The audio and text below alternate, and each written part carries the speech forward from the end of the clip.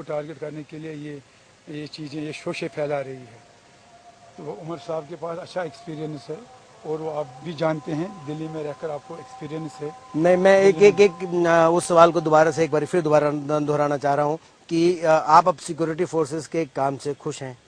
नहीं कहा ये आप मुझे, क्या मैं कौन होम मिनिस्टर हूँ, मैं उनके काम से खुश हूँ या ना खुश हूँ, मेरा क्या इसमें, मैं तो एक रूरल डेवलपमेंट का महकमा चला रहा हूँ।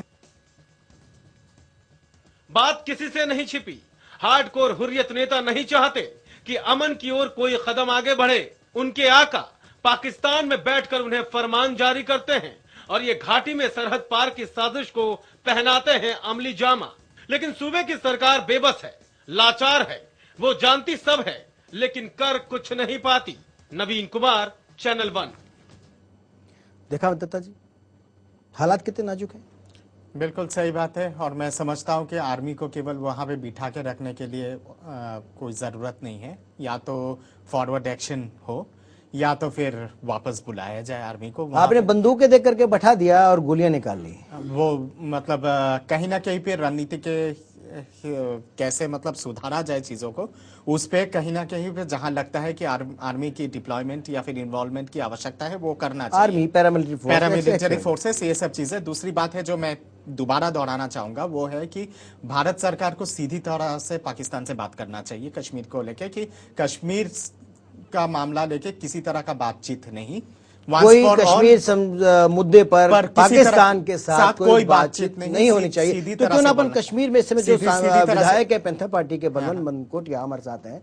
बलवंत जी, अगर आपको मेरी आवाज आ रही है तो जानना चाहते हैं जो हालात हैं, क्या उसको काबू पाने के लिए आपके पास कोई एक रास्ता या फिर कोई एक व्हाइट पेपर है, कुछ लिखा हुआ, इस प्रकार की चीजें हैं? बिल्कुल है। एक तो पैंथर्स पार्टी ये कहती है कि अब जो सिचुएशन एट प्रेजेंट जो सिचुएशन है कश्मीर के अंदर, क्योंकि जो कोलिशन सरकार जो है ये विफल हुई है, ये फेल हुई है इसको सिस्टम को रन करने में, और लोगों का कॉन्फिडेंस बिल्कुल इस सरकार से उठ गया है। तो हमने ये सोल्यूशन दिया है, गवर्नमेंट ऑफ इंडिया को भी दिया है और यहाँ गवर्नर साहब को भी दिया है कि यहाँ पे आप गवर्नर रूल लागू कर लीजिए।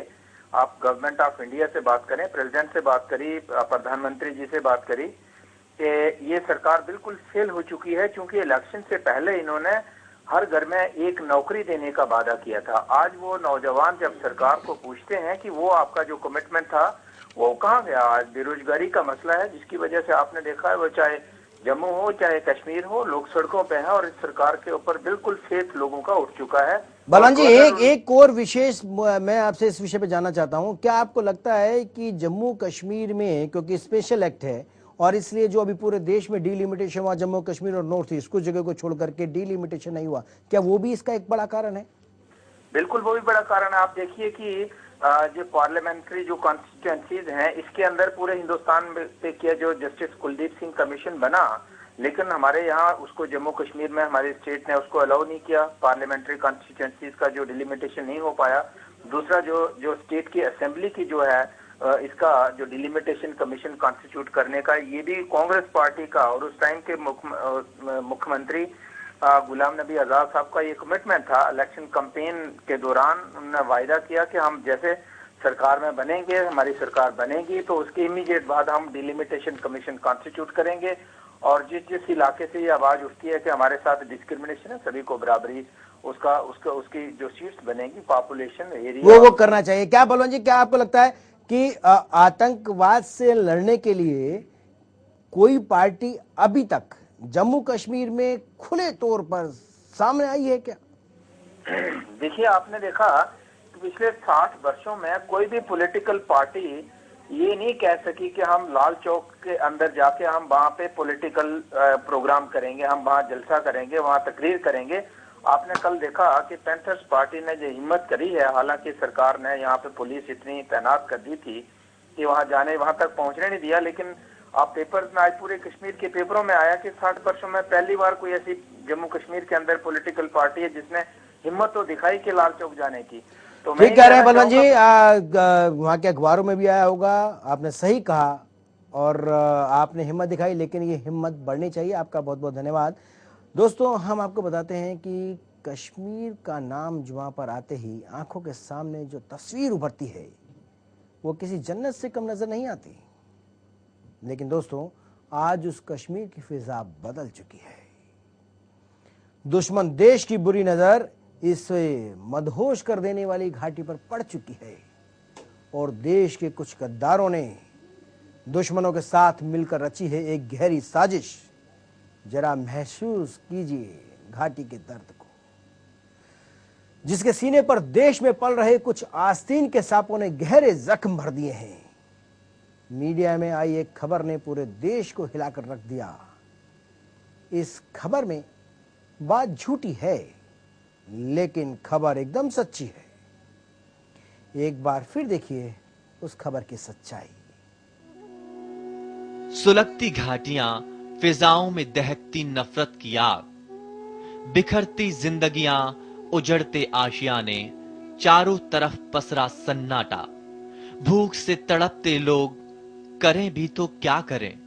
शहर बंद है, चारों तरफ सेना का पहरा है, घर से निकलना जोखिम भरा हो सकता है। क्या पता कब किसी की बंदूक से निकली गोली सांसों को रोक दे और जुबान कुछ कहे बिना ही खामोश हो जाए। आंखें ये सोचकर खुली रह जाएं कि अगर इन्हें बंद किया तो अपने हमेशा के लिए जुदा हो जाएंगे। बस यही सोच डराती है। ये नजारा है उस कश्मीर का जहां कभी सैलानियों की भीड़ जमा रहती थी, जहां हर तरफ प्रकृति अपनी खूबसूरत छटा बिखेरती थी। लेकिन कुछ ही समय में सब बदल गया।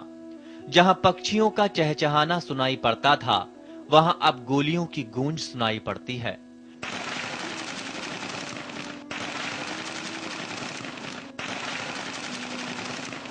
हर कोई डरा सहमा सा है, क्योंकि गोलियों और देश विरोधी नारों के बीच आम इंसान की आवाज कहीं दब सी गई है।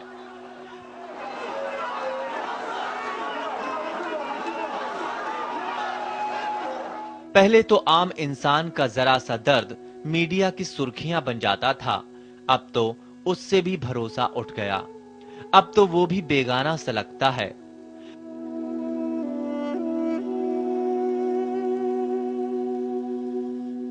कल तक सुर्खियों में देश की तरक्की की खबरें आती थीं, अब तो उसकी खबरों में भी गैर देश की बू आती है।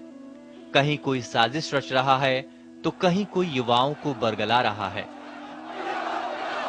कहीं कोई इसे भारत कह रहा है तो कहीं इसे इस्लामाबाद बता रहा है। सच क्या है सभी जानते हैं।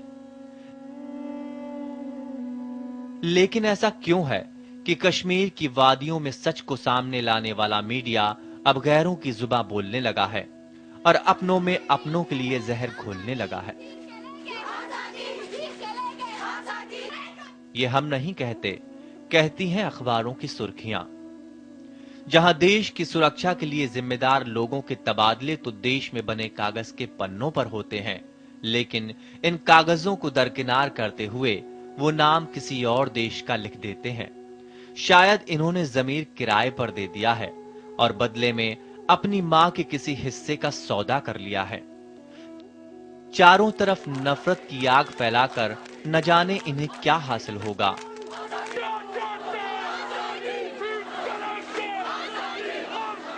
लेकिन दिल बस यही कहता है, जो अपना ना हुआ वो परायों का क्या होगा।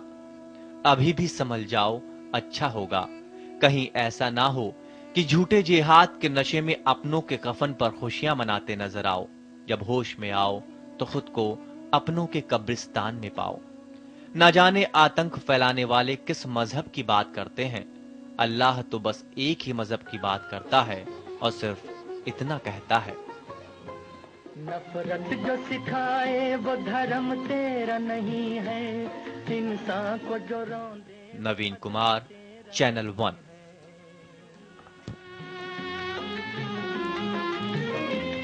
नफरत जो सिखाए वो धर्म तेरा नहीं है, इंसान को जो रौंदे वो कदम तेरा नहीं है। कुरान न हो जिसमें वो मंदिर नहीं। दत्ता जी, इस विषय पर एक क्विक रिएक्शन लेते हैं अपने श्रीनगर के संवाददाता रेहान रियाज से। रेहान, अगर आपको मेरी आवाज आ रही है तो क्या आप बताएंगे कि जो हालात हैं वो हालात किस तरह के हैं? क्या लगता है कि सिचुएशन नॉर्मल हो गई है, होने वाली है?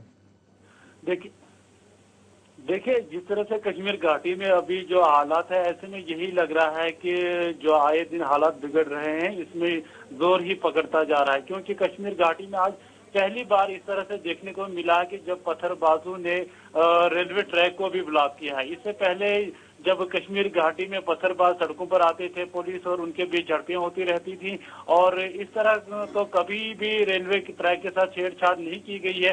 घाटी में अगर कि तमाम तरह के जो भी वाहनें हैं बंद पड़ी हुई हैं, हर तरफ से कर्फ्यू लगा हुआ है, हड़तालें हैं, तो ऐसे में जो भी निजी ट्रैफिक है वो भी बंद रहता है। लेकिन आज पत्थरबाजों ने जो रेल की यातायात है उसको भी बंद कर दिया है। तो ऐसे में यही लग रहा है कि जो घाटी में हालात बिगड़ रहे हैं ये जोर पकड़ते रहे, क्योंकि इसमें अभी सरकार की तरफ से कोई खास प्रोग्राम नहीं आ रहा है। क्योंकि एक तरफ देखो, ठीक कह रहे हैं रेहान, अभी कोई सरकार की तरफ से वाकई में कोई प्रोग्राम नहीं आ रहा। आपका बहुत बहुत धन्यवाद जानकारी देने के लिए। क्यों मिस्टर दत्ता, आज रेलवे ट्रैक को भी डिस्टर्ब कर दिया गया है कि ये सिचुएशन सब कह रहे हैं नॉर्मल होने वाली है, हो जाएगी, लगता है कि नॉर्मल होने वाली हो जाएगी? एक लास्ट क्विक रिएक्शन, जिस तरह का रवैया है उस रवैया में तो नहीं लगता है कि नॉर्मल हो पाएगी। और अगर नॉर्मल अगले कुछ हफ्तों के अंदर अगर नहीं होता है तो मैं समझता हूं कि इसका एक ही सोल्यूशन है, गवर्नर्स रूल या फिर राष्ट्रपति शासन। उसके सिवा और कुछ ऑप्शन नहीं है, क्योंकि वो ऑप्शन अगर हम लोग नहीं अपनाएंगे तो सिचुएशन बहुत खराब हो जाएगा और भारत के लिए बहुत खतरनाक होगा वो सिचुएशन। क्या लगता नहीं गवर्नर रूल्स के अलावा इसका कोई लीडरशिप को बदल दिया जाए?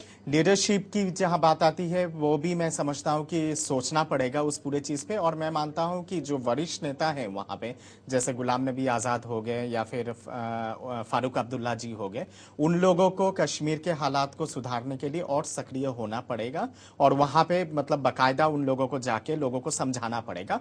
और इसके साथ साथ जैसे मैंने पहले भी कहा है कि भारत सरकार को मतलब कि सीधी तरह से पाकिस्तान को बोलना पड़ेगा, जवाब देना चाहिए। कश्मीर पे कोई डिस्कशन नहीं होगा। अगर डिस्कशन होगा तो जबरन कब्जा किया हुआ जो जमीन है उस पे डिस्कशन होगा, और आतंकवाद किस तरह से रोका जाए पाकिस्तान की तरफ से अंतरराष्ट्रीय लेवल पे उस चीज को उठाना पड़ेगा। जब तक गंभीर रूप से नहीं उठाते सोल्यूशन नहीं निकलता। आपने बहुत सी जानकारी दी, हमें बताया, हमारे दर्शकों को बताया। आपका बहुत बहुत धन्यवाद।